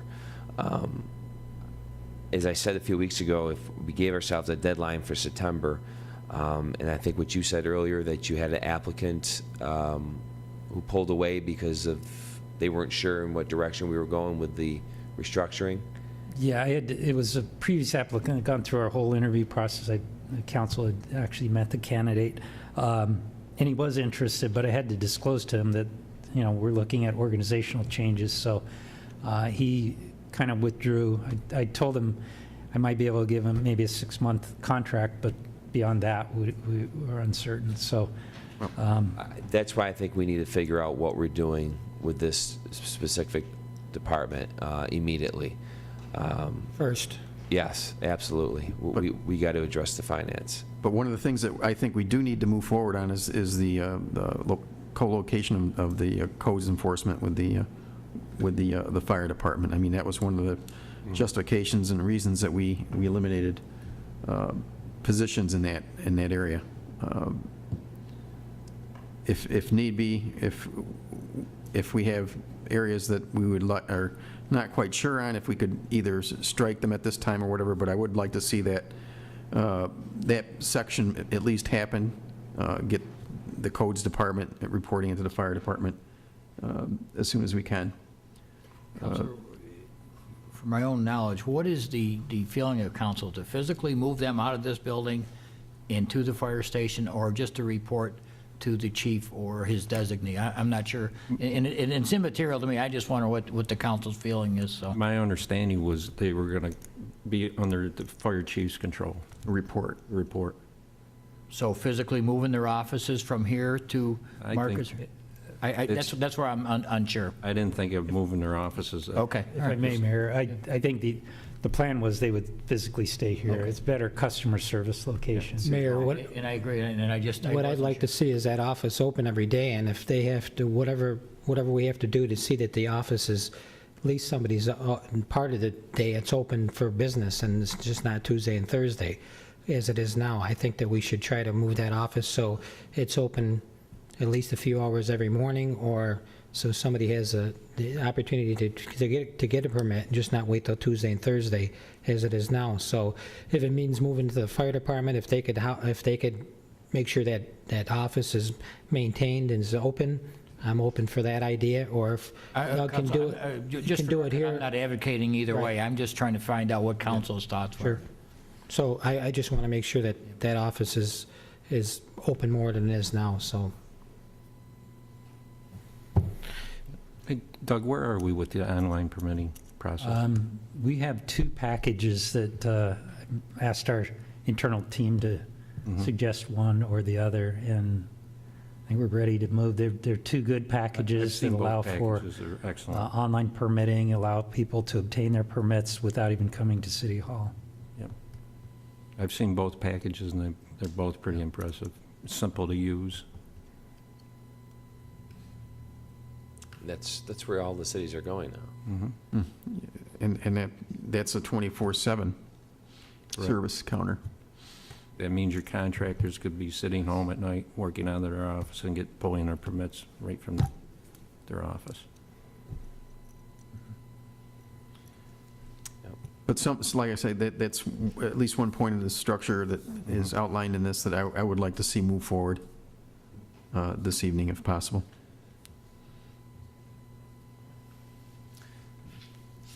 You know, the other part, just doing a little digging,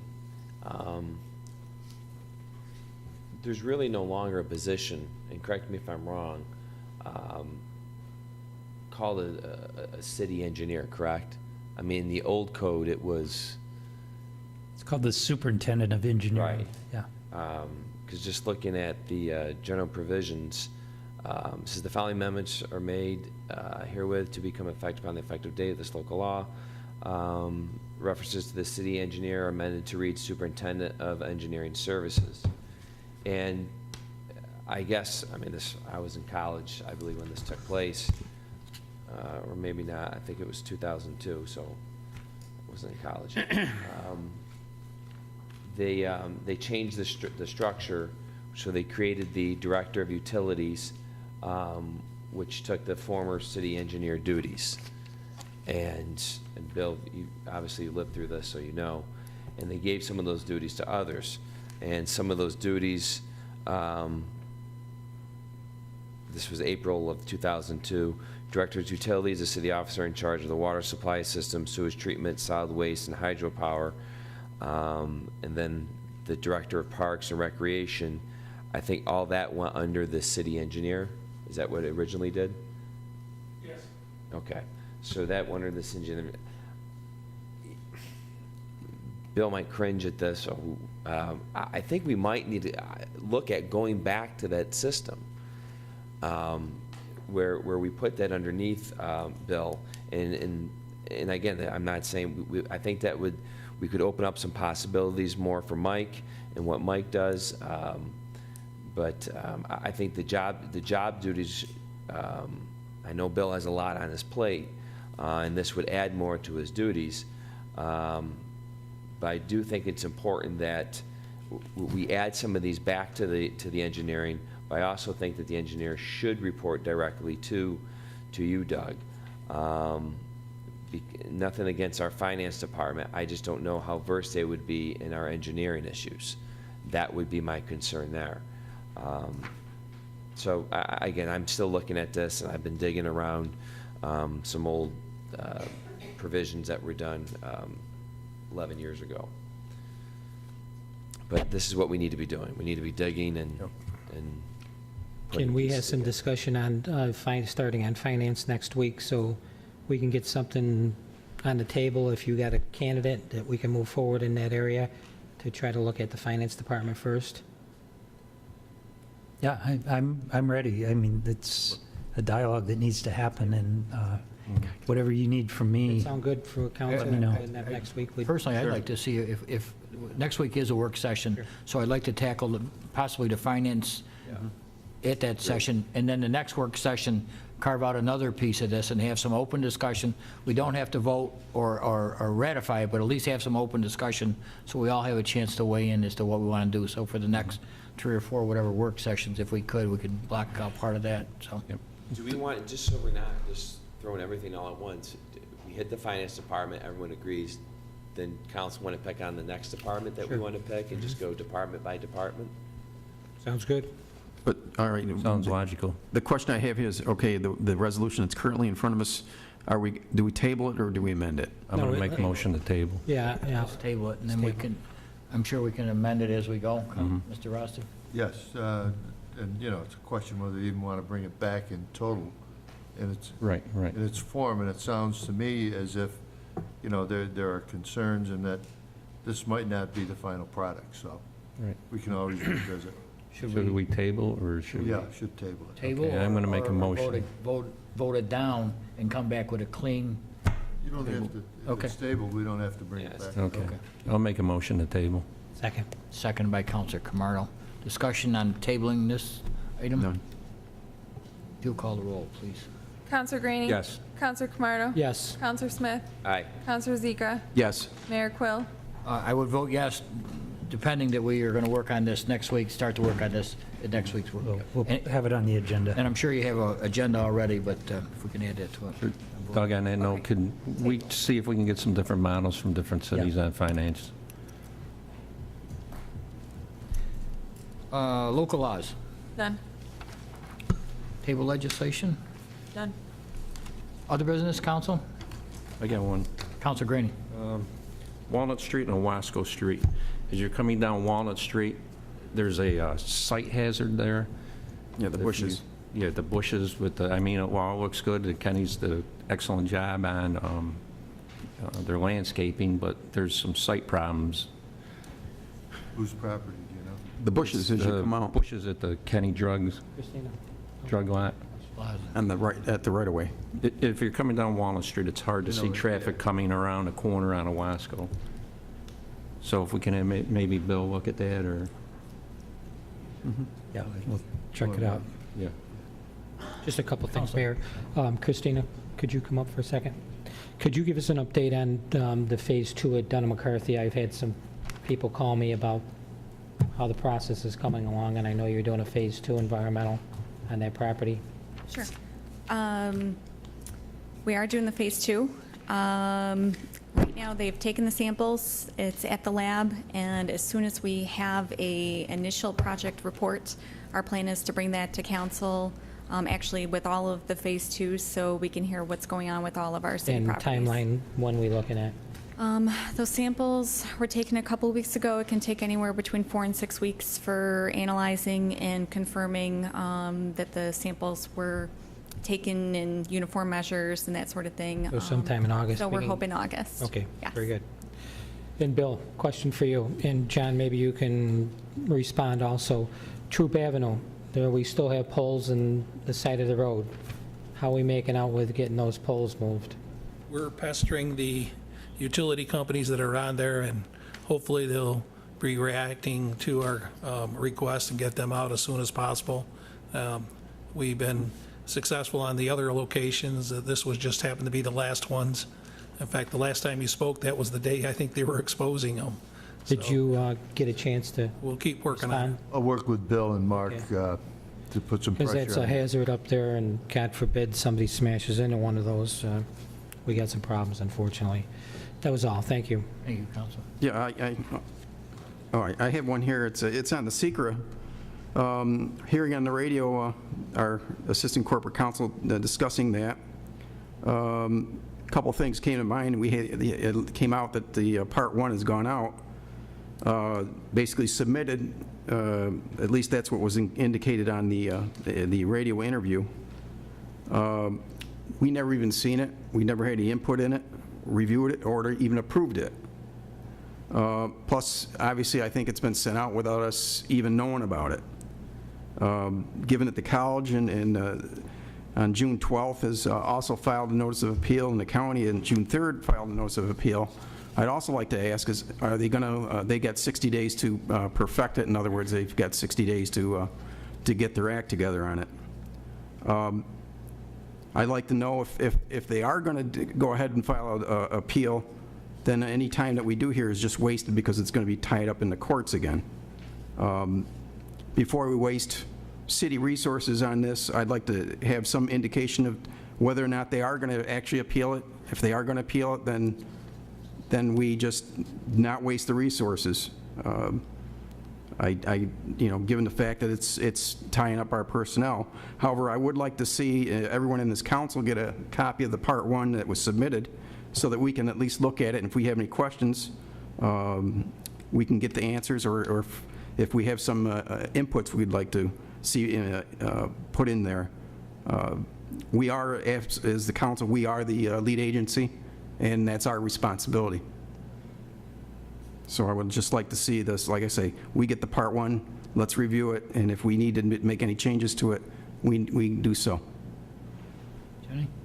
If I could just say, the Part 1 is prepared by the applicant, so that would be the college. So that's why you would see it after it was submitted. I believe Mr. Fusco was planning on putting those in packets tomorrow. Yeah, I'm not, I know he's got further discussions with the college. Whether or not that's going to be on the agenda for... I got a copy of the form right here, and it says right underneath, it said, this area is for lead agency only. It's the Part 1, and it's about,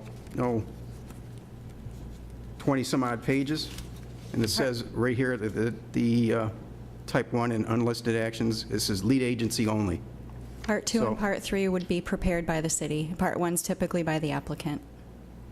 We'll have Mr. Fusco Yep. address Okay. that. But I understand that we were supposed to at least look at it, review it. Yeah, I know he has. I don't know what the sequence is, but he'll give you that information. Councilor Ezekiel, all set, sir? Yes. Councilor Smith? Doug, just to confirm, next week, do we have the county legislatures coming? No, I have not confirmed them yet. Okay. And, Let me ask, would that be better in a special meeting, or do you want to do it during a work session here? Probably a On a work regular session. Thursday night? work session, and Okay. if we're talking about the finance department next week, Okay. it wouldn't be a good week next week, so just down the road. Okay.